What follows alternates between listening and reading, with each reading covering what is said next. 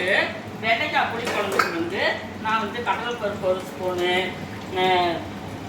உளுந்து ஒரு ஸ்பூனு, துவரம் பயிறு ஒரு 1/4 ஸ்பூனு, வேர்க்கடலை ஒரு 3 ஸ்பூன் வேர்க்கடலை எடுத்துக்கிறேன். அதெல்லாம் சேர்த்து நம்ம வந்து எல்லாத்தையுமே சேர்த்து கொஞ்சம் வறுத்துடலாம். அதோட சேர்த்து நான் வந்து வரமல்லி வச்சுருக்கிறேன். வரமல்லி ஒரு ஸ்பூன் பெரிய ஸ்பூனில் வச்சுக்கிறேன். அதையும் சேர்த்து இதில் வந்து நல்லா வறுத்தரலாம்.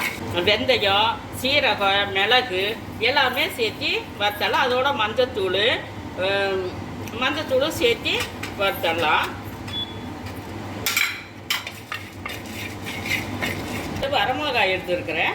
அந்த 7 வரமிளகாய் இதோட சேர்த்து நம்ம நல்லா வறுத்தரலாம்.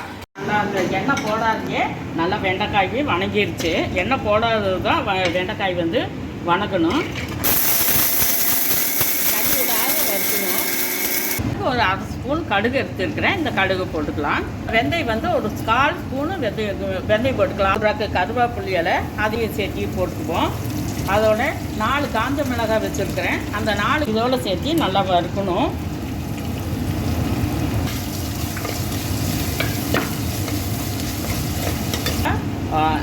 இது வடகை வச்சுருக்கிறேன். இந்த வடகு வந்து இந்த புளிக்குழம்புக்கு வடகு வேணும்.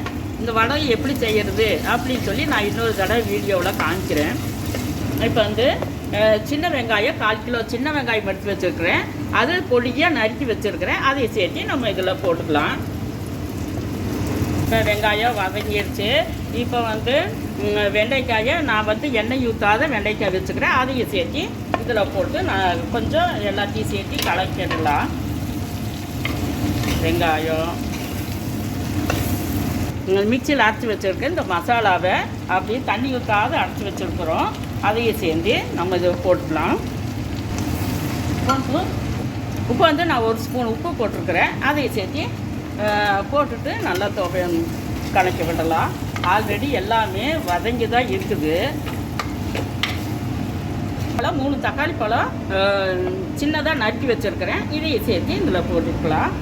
அதோட சேர்த்து புளியை வந்து புளிக்கரைசலை நம்ம ஆல்ரெடி கல்நீர் தண்ணியில் தான் நான் வந்து புளிக்கரைசல் வச்சுருக்கிறேன். அதையும் சேர்த்து ஊற்றிக்கலாம். இப்போ நல்லா கொதிச்சிருச்சு. இது மல்லித்தலையை போட்டு நம்ம இறக்க போகிறோம்.